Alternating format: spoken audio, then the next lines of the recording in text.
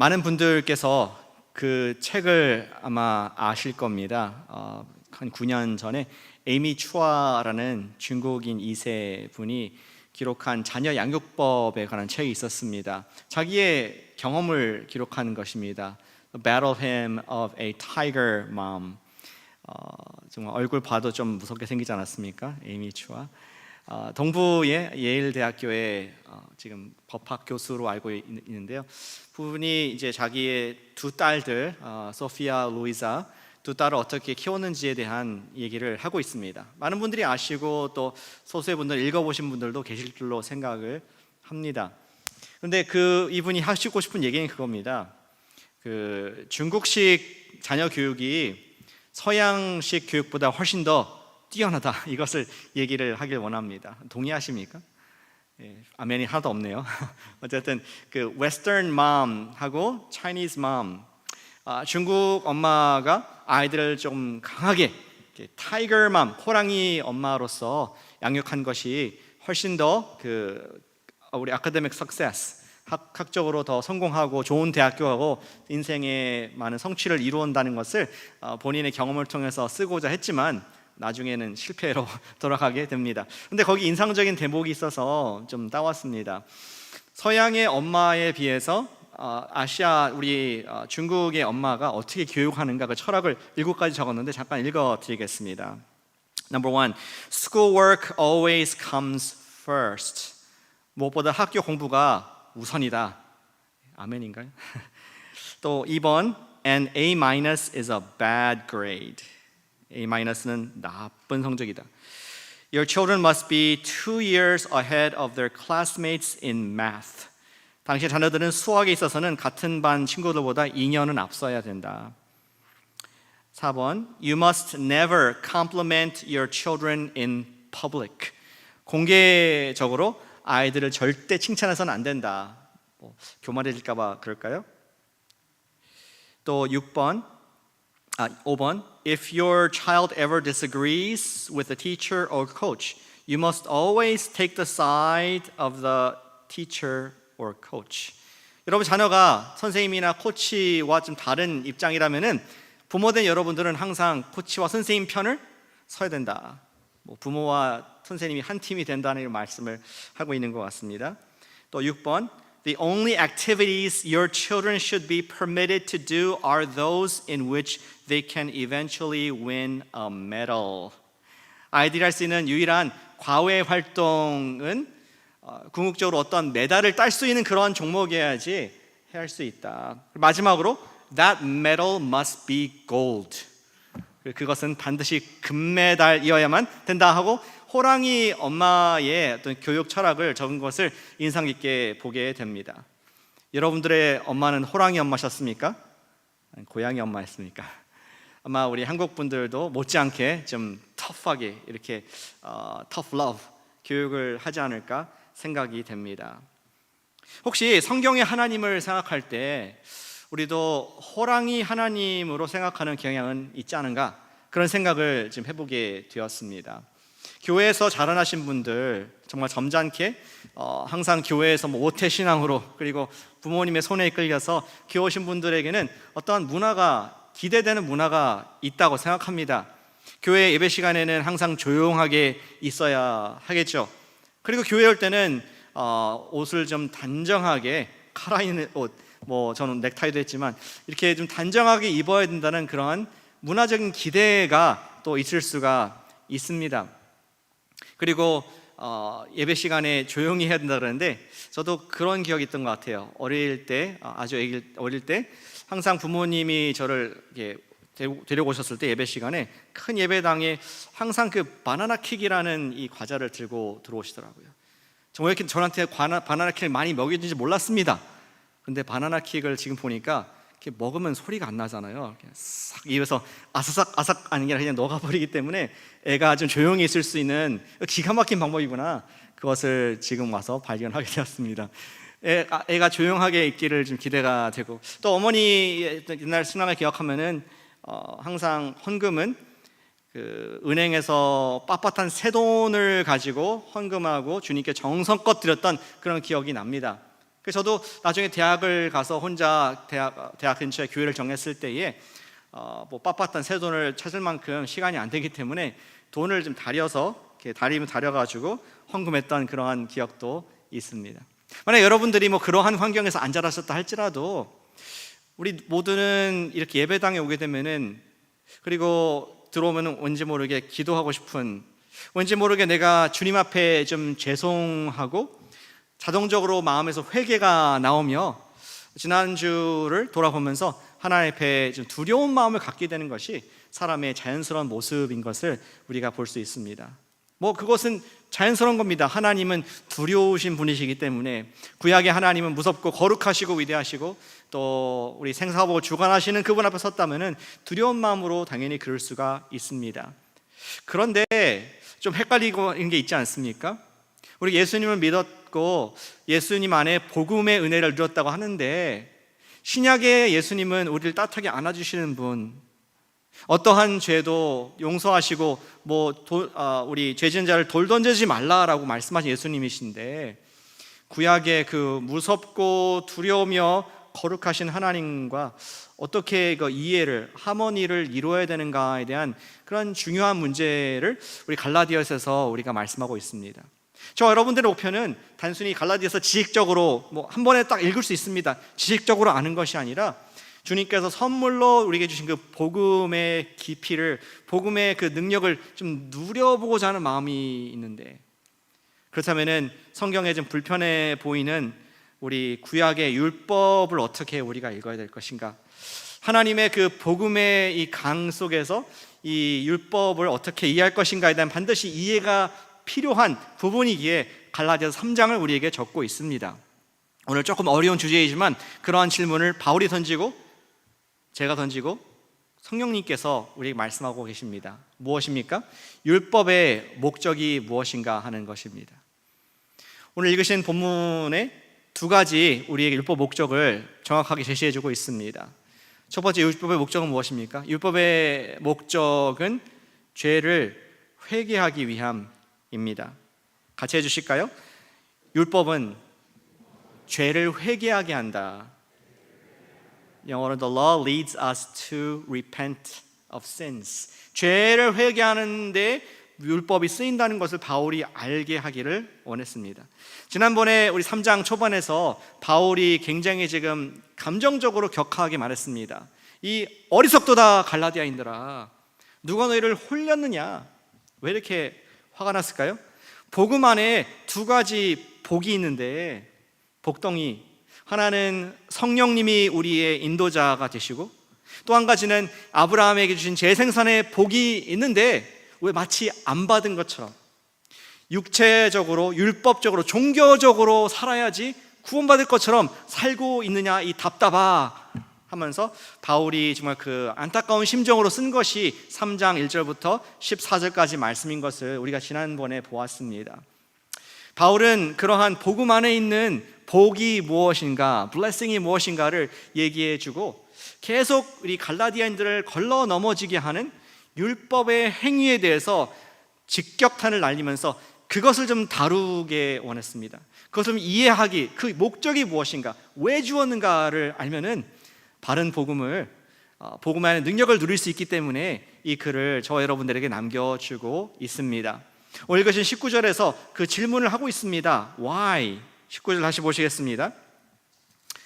19절에서 보니까 그런즉 율법은 무엇이냐? Why the law? 그 목적을 묻고 있는데 그 목적보다 먼저 what? 율법이란 무엇인가를 조금 살펴보겠습니다. 우리가 말하는 율법은 무엇인가? 그것은 여러분들 잘 아시는 모세의 율법을 말하는 것입니다. 모세가 하나님의 산 시내 산에서 하나님 백성들과 함께 그분이 기대하시는 규칙들을 받은 그때의 말씀들을 말하는 것이죠. 다시 말해서 창세기, 출애굽기, 창세기, 출애굽기, 민수기, 레위기, 신명기 중에서 우리 출애굽기부터 신명기까지 나와 있는 하나님의 가족들에게 요구되시는 거룩한 규율들을 말씀하고 있습니다. 좀 더 확장한다면은 그 율법이 구약의 모든 말씀들까지도 포함한다고 말씀할 수 있겠습니다. 왜 하나님께서 우리에게 구약의 말씀을, 특별히 율법의 이러한 규칙들, 10계명을 비롯한 200 몇십 개의 말씀들을 주셨을까? 이러한 질문을 바울이 던지고 있습니다. 답은 매우 간단합니다. 증문즉답을 하는데 다시 보시겠습니다. 19절에 그런즉 율법은 무엇이냐? 범법함으로 더하여진 것이라. 영어로 보면 it was added. 그것은 더하여진 것이다. 뭐 때문에? 너희들이 죄를 지어서 더한 것이다. 더한다는 건 뭘까요? 원래는 그게 아니었는데, 원래는 더 오리지널 형태의 하나님의 경륜이 있었는데 거기에 더했다. 왜? 죄를 자꾸 짓고 넘어지기 때문에 그것을 하나님께서 후대에 더하신 것이 율법이다 말씀을 하고 있습니다.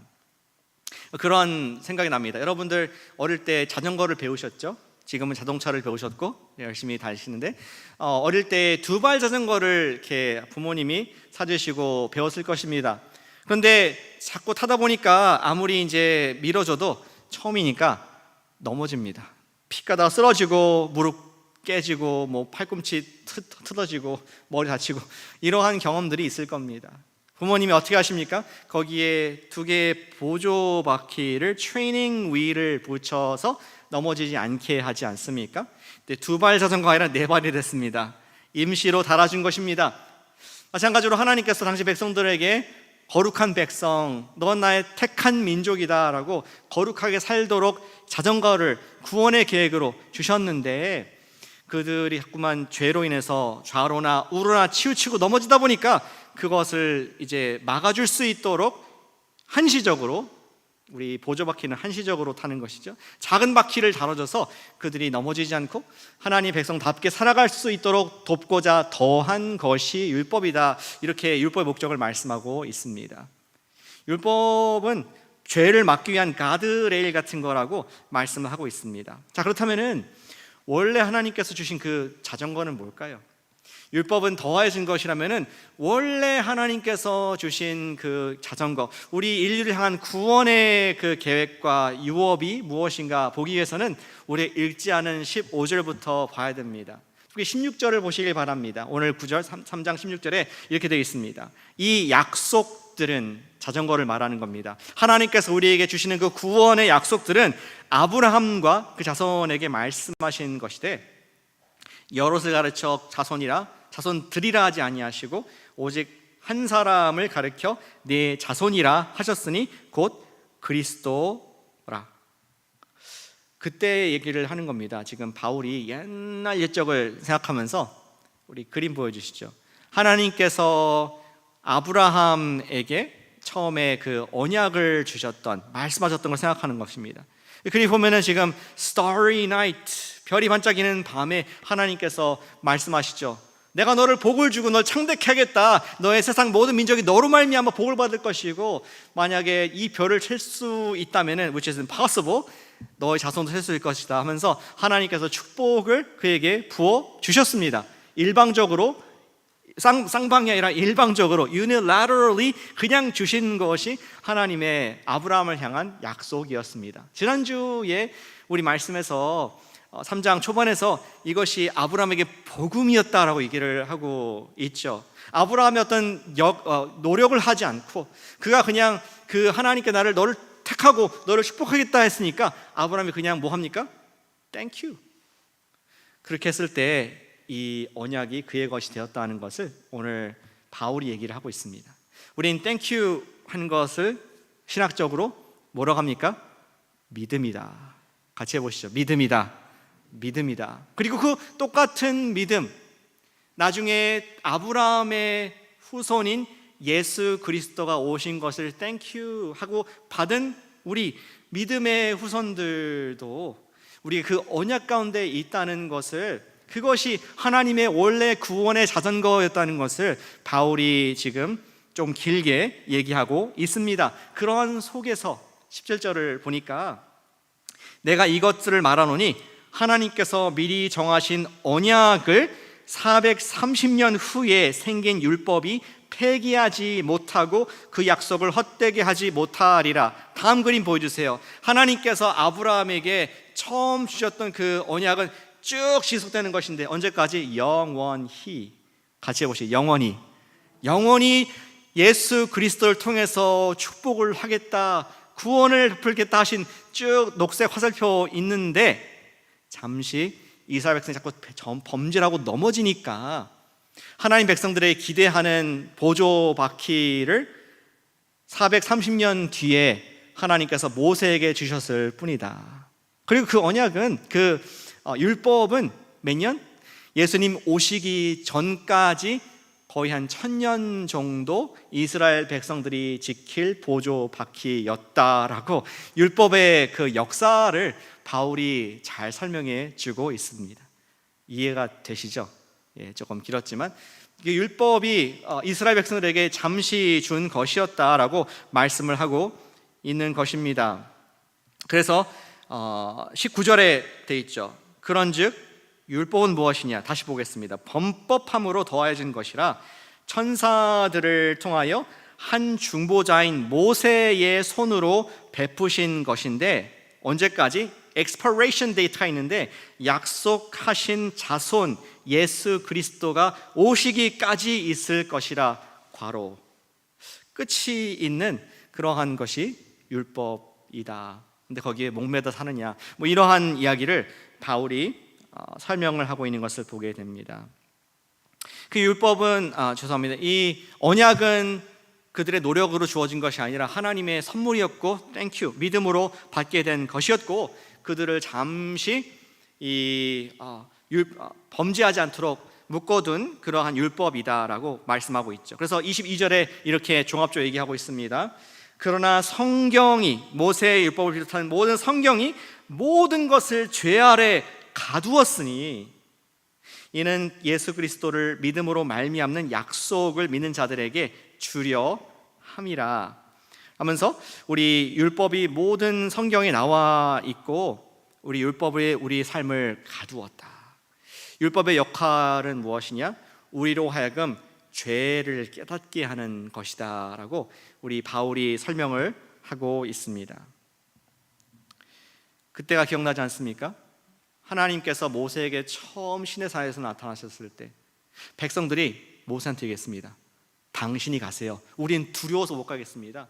대신 가서 하나님 말씀 드려주십시오. 그들이 큰 천둥과 우레와 땅이 흔들거리고 하나님 산에서 연기가 나는 걸 봤을 때 너무나 두려웠습니다. 거룩하신 하나님은 저런 분이시구나, 나와 구분되는 분이시고 정말 나는 너무나 그분 앞에 죄인이구나가 느껴지면서 그들은 하나님 앞에 두려워 떠는 그런 모습을 기억을 할 것입니다. 그런데 그런 하나님께서 계속 성경에 나타나시고 그런 모습으로 거룩과 의와 정의를 행하시는 모습 나타나자 그것을 보는 우리들은 뭐가 보입니까?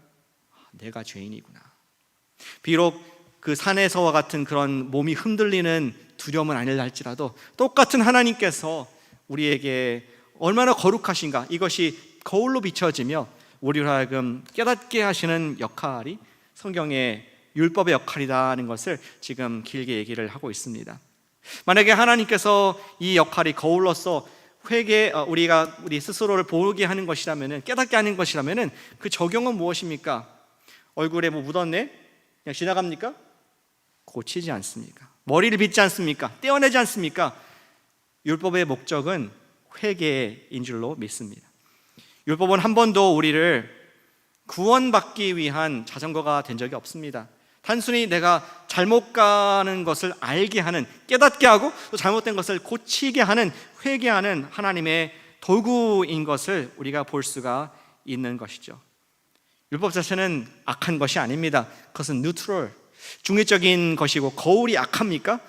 내 모습에 나쁘게 나왔다고 이게 나쁜 겁니까? 내가 고쳐야죠. 율법은 하나님께서 기대하시는 기준을 보여주시는 것입니다. 즉 율법은 죄를 회개하게 하는 하나님의 도구인 줄로 믿습니다. 사랑하는 여러분, 예수님을 믿으셨습니까? 예수님을 믿으셨습니까? 아멘. 예, 아멘. 크게 하셔도 됩니다. 그럴 때는 주님께서 듣고 계십니다.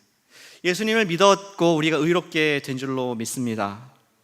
그런데 우리 마음속에, 제 마음속에도 계속 불쑥 육신의 정욕, 안목의 정욕, 이생의 자랑, 아직 성화되지 못한 우리의 모습들이 계속 나오기 때문에 우리가 이 말씀을, 율법을 보면서 우리를 바로 잡아주는 것이 이 말씀의 역할인 것을 보게 되는 것입니다. 미국은 자동차의 나라입니다. 얼마나 감사한지. 왜 자동차가 이렇게 많을까? 물론 땅이 넓어서 그렇지만 우리 아직까지도 기차를 많이 못 만들고 많은 지금 비싼 가스값도 올라가고 있는데 이 속에 자동차를 굳이 타는 이유는 제가 볼 때 미국 사람들이 자유를 굉장히 소중히 여기기 때문에 내가 어디든지 언제든지 마음껏 갈 수 있는 그 자유를 누리기 위해서 자동차를 굉장히 사랑하는 문화를 볼 수가 있습니다. 그런데 정말로 자동차가 있고 라이선스가 있으면 어디든지 언제든지 마음껏 갈 수가 있습니까? 그림 보여주시죠. 정말 우리가 오픈로드로 갈 수 있습니까? 저 노란색 2개의 선이 있는데 저걸 넘으면 어떻게 됩니까? 반대쪽에서 차가 와서 정면 추돌해가지고 뉴스에 나올 수 있는 엄청나게 많은 희생과 생명을 앗아갈 수 있는 위험한 상황이 됩니다. 물론 넘어갈 수 있습니다. You can, but you don't. 우리는 그것을 넘어서 어딘지 갈 수 있고 또 가야 될 때도 있습니다. 이머전시 상황이. 그러나 하지 않는 것은 그 섬을 넘으면 위험하다는 것을 알기 때문에 우린 교통법규를 잘 이해하고 숙지하고 가능하면 그것을 지키려고 노력하는 모습이 우리의 모습이라고 생각합니다. 마찬가지로 하나님께서 우리에게 율법이라는 가이드라인, 노란 선을 주셔서 우리가 넘어갈 수도 있지만 We can, but we don't. 하나님의 그 마음을 알기에 영적인 데미지가 있을 것으로 알기 때문에 우리가 넘어가지 않는, 항상 이 율법에 비춰봐서 내 마음에 죄가 있는가, 하나님께서 기뻐하지 않는 것이 있는가, 그것을 회개하는 것이 율법의 목적인 줄로 믿습니다. 사도 바울은 그러한 이야기를 로마서, 또 다른 서신서인 로마서 3장 20절에서 이렇게 기록하고 있습니다. 한번 같이 읽어보시겠습니다. 시작. 그러므로 율법의 행위로 그의 앞에 의롭다 하심을 얻을 육체가 없나니 율법으로는 뭐라고요? 죄를 깨달음이라. 율법으로는 죄를 깨달을 뿐이고 율법으로는 회개하는 데 이를 뿐인 것으로 믿습니다. 사랑하는 여러분, 말씀을 대할 때마다 말씀 앞에, 율법 앞에 겸손히 마음을 대하실 수 있기를 축복합니다. 마치 그 어린 사무엘이 옛날에 주여 말씀하여 주시옵소서, 주의 종이 듣겠나이다.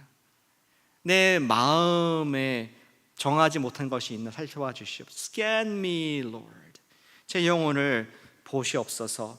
그러한 마음으로 회개하기 위해서 말씀을 읽으시기를 축복합니다. 같이 해보실까요? 회개하기 위해 말씀을 읽자. 회개하기 위해 말씀을 읽자. 옆분하게 해주세요. 회개하기 위해 말씀을 읽으세요. 이렇게 부드럽게 말씀해 주세요. 예. Again, 부부끼리는 잘 말씀 안 하시나? 옆에 너나 잘하세요. 이런 말인 것 같은데 회개하기 위해서 정말 우리 말씀을 읽은 분이 축복된 줄로 믿습니다. 말씀 목적은 회개입니다. 죄를 깨달음입니다. 우리가 하나님 앞에 바로 서기 위한 목적을 율법을 통해서 말씀해 주셨습니다. 저는 우리 이 시리즈를 하면서 주님께서 계속 좀 격려하시고 또는 correction 하시는 부분이 저한테 개인적으로 있는 것을 보게 됩니다. 제가 지난주에도 잠깐 언급을 했습니다. 무엇이냐? 저는 지금까지도 놀라고 그것을 트라우마를 극복하지 못하고 있는데 바울이 어떻게 자기의 복음을 예루살렘에 있는 또 우리 베드로 사도에게 제시할 수 있었을까? 그도 14년간 교회 개척을 하고 IMB 선교사님으로 사역을 전 세계에서 교회 개척을 지금 갈라디아에 많이 했지 않습니까? 그런 분인데 어떻게 겸손하게 예루살렘에 있는 베드로 선생님에게 자기의 복음을 제시할 수 있었을까? 그 겸손함, 그것이 했던 이유는 복음의 파트너십을 이루기 위해서, 친교의 악수를 하여서 당신은 유대인에게, 나는 이방인에게 복음을 전하겠습니다라는 그런 협력을 하기 위해서 겸손하게 자신을 낮췄구나 보면서 그 말씀의 거울 앞에 제 심정을 비춰보게 됩니다. 지난 10년간 목회 코너스톤 교회에서 하면서 내가 얼마나 다른 분들과 다른 목사님들, 다른 교회 앞에 우리의 복음을 제시했는가. 겸손하게 우리 함께 파트너하십시다. 얼마나 함께 복음을 전하기 위해서 그러한 일을 했는가 되돌아봤을 때 성령님께서 그런 일들을 계속 하라고 격려하시고 또 환경을 만들어 가시는 주님의 음성에 반응하고 있는 것을 보게 됩니다. 여러분들도 말씀 앞에서 겸허한 마음이십니까? 율법의 목적, 말씀의 목적은 회개인 것을 기억하면서 말씀의 거울 앞에 날마다 설 수 있는 믿음이 있으시기를 진심으로 축복합니다. 율법의 목적은 회개입니다. 죄를 깨닫고 회개함입니다. 그런데 바울은 거기에서 끝나지 않고 궁극적인 목적이 있다라고 우리에게 말씀해주고 있습니다. 율법은 단순히 no bad news가 아니라 다른 것을 알려주기 위한 놀라운 하나님 방법인 것을 말씀해주고 있습니다. 두 번째, 율법은 예수님을 사랑하게 합니다. 같이 해주시면 감사하겠습니다. 율법은 예수님을 사랑하게 한다. 예수님을 사랑하게 한다. 너무나 beautiful 하지 않습니까? 율법이 그 무시무시한 호랑이 선생 율법이 예수님을 사랑하게 합니다. 24절 말씀입니다. 이같이 율법이 우리를 그리스도께로 인도하는 초등교사, 우리 홈 티처, 튜터가 되어 우리로 하여금 믿음으로 말미암아 의롭다함을 얻게 하려 함이라. 우리가 예수님께로 더 가도록 사실은 율법이 우리를 위한 준비가 되었다, 기쁜 준비가 되었다 말씀하고 있습니다. 우리 예수님이라는 굿뉴스를 알기 위한 배드뉴스의 셋업이라고 지금 바울이 얘기를 하는 것으로 이해할 수 있습니다. 마치 로마서 7장에 나와 있는 바울의 고백 같습니다. 바울이 로마서 7장에 그가 너무나 인생을 괴로워하면서 내가 말씀 앞에 스스로를 비춰보니까 나는 정말 죄인 중에 괴수다. 7장 24절 말씀에 오호라, woe is me, 난 저주받은 사람이다. 나는 곤고한 사람이로다. 이 사망의 몸에서, 이 죄의 덩어리에서, 이 죽어 썩어 없어질 하나님을 대적하는 이 늪에서 누가 나를 건져내랴 막 울면서 깊은 영혼의 밤을 보내고 있는 바울의 모습을 적나라하게 보여주고 있습니다. 왜? 그 가까이 율법을 보니까 하나님의 스탠더드에 미치지 못하는 그가 아파하고 슬퍼하고 울부짖는 모습. 근데 그것도 8장 그 유명한 1절을 위한 셋업, 깊은 골짜기를 경험해서 높은 봉우리를 경험하게 하는 하나님의 방법인 것을 말씀해주고 있습니다. 8장 1절을 같이 읽어보겠습니다. 시작. 그러므로 이제 그리스도 예수 안에 있는 자에게는 결코 정죄함이 없나니. 아멘. 내가 사망의 몸에 있지만 예수 안에 정죄함이 없다라는 그러한 율법으로 인해서 아이러니하게 더욱더 예수님 앞에 나아가는, 예수님 안에 더 정죄함이 없다는 것을 더 꽉 붙잡는 바울의 모습을 우리는 볼 수 있습니다. 마치 밤의 가장 어두운 때가 동이 트기 직전인 것처럼 율법에 의해서 내가 호되게 혼을 나고 정죄를 받고 비판을 받고 마음에 어려움이 있을 때에 오히려 그때가 더 예수님께 나아가는 갈증이 강한, 그분이 너무나 가장 필요하다는 것을 우리 인생 가운데 절실히 경험하게 되는 그런 때가 된다는 것을 보게 있습니다. 바울은 율법의 호랑이 선생님이 우리에게 무서움은 무서울수록 우리의 참된 주인이시고 목자이신 예수님의 품이 더 그리워진다는 그 역설의 진리를 말씀을 해주고 있다는 것입니다. 그래서 이제는 예수님을 통한 믿음이 나타난 이후로는 초등교사, 율법의 회초리 속에 있지 않고 우리가 하나님의 아들 예수님으로 말미암아 우리가 자녀가 되었다는 것을 우리 26절에 말씀을 하고 있습니다. 25절부터 보겠습니다. 믿음이 온 후로는 초등교사 아래 있지 아니하도다. 너희가 다 믿음으로 말미암아 그리스도 예수 안에서 하나님의 아들이 되었으니. 바울이 이 얘기를 했을 때 얼마나 감격스러웠을까, 갈라디아인들에게 얼마나 기쁨이 되었을까. 그리고 바울은 얘기합니다. 이 복음은 이 지금 율법이 아니라 하나님의 언약으로 주어진, 예수님으로 말미암아 주어진 복음은 당신이 헬라이든지 당신이 유대인이든지 남자든지 여자든지 종이든지 자유자든지 상관없이 모두에게 주어지는 하나님의 선물입니다. 율법으로 어떤 노력을 해야 되는 것이 아니라 예수님을 믿는 언약 가운데 있는 여러분은 누구에게 주어진 것입니다. 얼마나 이 사실이 갈라디아 교인들에게 정말 굿뉴스, 복음으로 다가왔을까 우리 상상해 볼 수가 있습니다. 그래서 끝에 말씀하고 있죠. 29절에 너희가 그리스도의 것이면, 아까 말한 그 아브람, 처음에 복음을 제시한 아브라함의 자손이다. 너희도 택자다. 너희도 하나님의 아들, 하나님의 딸이다. 약속대로 유업을 이을 자니라. 약속대로 구원이 주어졌다. 이러한 좀 복잡한 논리이지만 명쾌하게 말씀하고 있습니다. 율법의 목적은 우리가 회개하기 위한 것이고요, 율법의 목적은 결국 우리와 간 갈증이 나게 해서 누구에게? 예수님께 와락 안기도록 하는 하나님의 놀라운 계획이라는 것을 말씀을 하고 있습니다. 그리고 말미암아 우리가 누구든지 그 예수 안에서 구원을, 유업을 이을 자가 되었다라고 바울이 지금 멋있게 글을 쓰고 있습니다.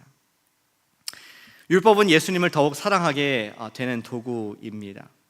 저희 인생 가운데서도 호랑이 선생님이 있었습니다. 제가 기억나는 첫 번째 호랑이 선생님은, 그 뒤로는 기억이 안 납니다. 너무 무서워서 8살 때 호랑이 선생님 만났습니다. 그때는 호랑이인지 몰랐죠. 이제 1학년 8살이면은 굉장히 좀 평온하게 살았지 않겠습니까? 엄마가 항상 오냐 하고 맛있는 거 사주고 뭐 이렇게 좋은 거 뭐 만화 캐릭터 뭐 다 사주고, 이러한 아주 마음의 평화와 고요가 가득한 내 마음을 호수여 그대 노조 뭐 이런 상태로 이렇게 살다가 왔는데, 갑자기 엄마가 그 마음에 돌을 던진 겁니다. 평화를 쨍그랑 깨트리는 그런 사건이 있었습니다. 뭐냐? 제 손을 잡고 피아노 학원에 데리고 간 것이었습니다. 선생님이 얼마나 무서웠는지 처음에 몰랐어요. 피아노 선생님도 계시죠? 아마 전문적으로 무섭습니다. 그냥 저를 가르쳐주지 마세요. 피아노만 제발. 아주 트라우마가 있습니다. 근데 처음에는 아주 좋은 분이었습니다. I'm sure she was good. 나중에도. 근데 그때는 좋았습니다. 간식도 주고, 또 엄마 같이 왔으니까 많이 웃고 담소를 나누고 저를 맡기고 떠났습니다. 그리고 또 가고 매주 피아노를 배우러 갔는데, 점점 이게 고양이가 발톱을 이렇게 하면서 타이거 티처가 뭔가 그때 처음으로 경험적으로 알게 되는 일들이 있었습니다. 피아노를 가르치거나 또 어릴 때부터 하신 분들은 아실 것 같습니다. 피아노 칠 때 어떻게 쳐야 되나요? 이렇게 치나요? 이렇게 치죠. 뭐 계란 이렇게 잡은 모양으로, 계란 손으로 이렇게 쳐야 됩니다. 근데 1학년 학생이 게으르니까 치다가 손이 풀리지 않습니까? 이렇게 또 치고 있으면은 뒤에 선생님이 야 계란손 다시 이렇게 계란 하다가 또 좀 치다 보면 피곤해요. 그래서 폰 다 풀려가지고 이렇게 되는데, 말을 잘 안 들으니까 선생님이 볼펜을 가지고 이렇게 탁탁 이렇게 쳐서 굉장히 좀 무섭고 이렇게 손을 다시 오므리게 됩니다. 그러다가 또 애가 뭘 합니까? 몇 주 계속 지나다 보니까 또 힘드니까 이제 이렇게 되면은 그 다음부터는 말 안 들으니까 볼펜 심을 빼가지고 쿡쿡. 지금 생각해 보면은 차일드 어뷰스인데 지금 생각해 보면은 그 할로윈 때 공포 영화 같은 그런 생각이 듭니다. 근데 어쨌든 그렇게 하고, 근데 저는 참았습니다. 왜? 남자니까, 빅보이니까 꼭 참고 엄마한테도 안 일렀습니다. 대단하죠. 근데 그러한 생활을 몇 개월 동안 이렇게 피아노를 배우게 되었습니다. 그러다가 선생님이 제가 좀 마음에 안 들었던 것 같아요. 열심히 안 했습니다, 사실은. 그래서 이렇게도 안 하고 뭐 잘 안 되고 열심히 연습도 안 하고, 한 번은 뒤에서 저 피아노 치는 것을 보셨는데 답답하셨나 봐요. 아니, 소리는 둘째치고 제 머리가 좀 이렇게 길었거든요, 이렇게. 그래서 너무 답답하고 귀가 안 보이니까 잘라주겠다고 피아노 선생님이 그 쓰레바지 이렇게 대고 쇠 가위로 이렇게 머리를 자르게 된 것입니다. 저는 빅보이니까 가만히 피아노 치면서 잘 있었습니다. 근데 갑자기 선생님이 악! 소리를 지르는 겁니다. 저는 깜짝 놀랐습니다. 보니까 거기에 살점이 떨어져서 피가 나는. 지금도 보시면 귀가 조금 짧은, I'm just kidding. 다 나고.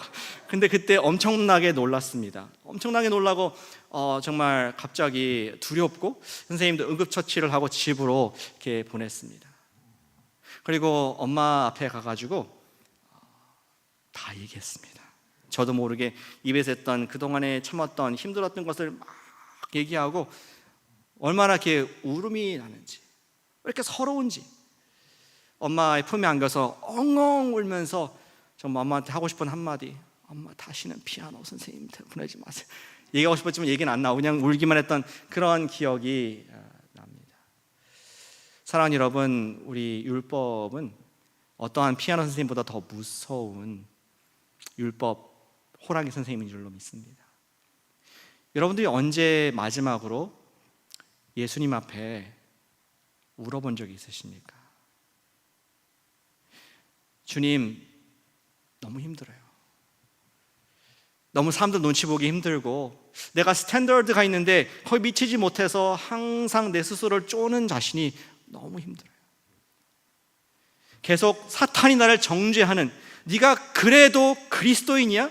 야, 남들이 너 어떻게 하고 있는지, 혼자 뭐 하는지 본다면은 정말로 부끄럽고 너는 그럴 바에는 교회를 가지 마. 하나님 딸 아니야. 하나님 아들 못해. 이런 정죄를 많이 사탄한테 듣고, 사탄의 이름이 사탄, accuser, 정죄하는 자가 아닙니까? 그 말을 들은 것을 기억하면서 주님, 너무나 힘듭니다. 예수님의 품에 가까이 가서 울어본 적이 언제이십니까? 우리 어머니가 그랬듯이 예수님께서는 항상 우리를 언제든지 안아주시며 우리를 쓰다듬어 주시며 많이 힘들었지. 그분의 손길이 느껴지는데 그 손에 난 구멍의 자국이 느껴지는 것입니다. 나를 위해서 신이 율법의 저주를 모두 받은 그분께서, 십자가의 저주를 받은 분께서 말하기를 It's okay. 내가 다 용서했다. 네가 증명할 거 아무도 없다. 내가 너를 사랑한다 하는 그 목자의 음성을 들은 적이 언제이십니까? 사랑하는 여러분, 율법은 악한 것이 아니라 우리를 더욱더 예수님 곁으로 인도하는 하나님의 도구인 줄로 믿으시길 축복합니다. 전 그러한 적용을 하기 원합니다. 예수 품에 안겨 오실 수 있는 그러한 믿음이 있으시기를 축복합니다. 어쩌면은 그 옛날 그래서 그랬을까요? 예수님께서 한 바리새인 집에서 잔치에 갔을 때 한 초대받지 않은 여인이 예수님 뒤로 왔습니다. 너무나 부끄러워서 직접 공개석상에 얼굴을 들이밀고 나갈 수 없어서 고개 숙이고 조용히 예수님 발 뒤로 와서 그녀는 울었습니다. 그냥 울었습니다. 눈물이 하염없이 폭포수와 같이 쏟아져 나오고 그것을 자기도 모르게 너무 죄송하고 미안하고 자기의 있는 머리카락으로 닦아드리는, 그리고 또 너무나 감사해서 그의 발에 갖고 왔던 가장 최고의 향유를 부어드리며 계속 키스하기를 멈출 수 없는 그녀의 모습을 보면서 많은 사람들이 의아해하죠. 아니, 저 예수는 저 여자가 누군지 알아? 몸 파는 여잔데, 더러운 여잔데 저 사람이 누군지 알아? 어떻게 감히 저것을 허용할 수 있을까? 이러한 수근수근하는 얘기가 나왔을 때에 예수님만이 그의 마음을 아시고 답을 하시죠. 시몬아, 너는 내가 왔을 때 나한테 발짓을 물어주지 않았지만 이 여자는 쉼없이 나의 입을 맞추고 발에 입을 맞추고 나의 향유를 부었다. 그러면서 하신 말씀이 많이 용서받은 자가 많이 사랑한다. 그녀는 자기가 율법 앞에 너무나 큰 죄인인 것을, 그 골자의 깊은 것을 알았기에 그동안에 수많은 사람들이 손가락치고 나쁜 여자야, 나쁜 사람, 꺼져, 같이 하지 않고 도망가는 그 모습들을 생각했을 것입니다. 자기도 수치스러워. 내가 왜 그랬을까? 살기 위해서 그랬는데, 호소할 데가 없었는데, 답이 없었는데 후회하면서 얼굴 들지 못하고 이 사회에서 아주 버러지같이 쫓겨난 그런 삶을 살았는데 예수님은 아시지. 예수님은 날 용서하시지. 예수님은 나의 구세주이시지. 그 믿음 가운데 나온 율법이 그를 강하게 억제했기 때문에 더욱더 강하게 예수님께 붙잡혀 나온 우리 여인의 모습이 아닌가 생각합니다. 사랑하는 여러분, 예수님 품에 안겨 오실 수 있는 믿음이 있으시기를 축복합니다. 율법의 목적은 예수님을 더욱 사랑하게 하는 것입니다. 말씀 앞에 우리 회개하십시다. 그리고 회개한 것을 끝나지 말고 주님, 제가 이러한 죄를 지었고 내가 이러한 눈초리, 그리고 사탄이 계속 정죄하고 주변 사람들이 나를 이렇게 보는데 주님 너무나 힘듭니다. 예수님 저를 안아주세요. 저를 용서해 주세요. 저를 다시 한번 당신의 보혈로 깨끗게 해주시옵소서.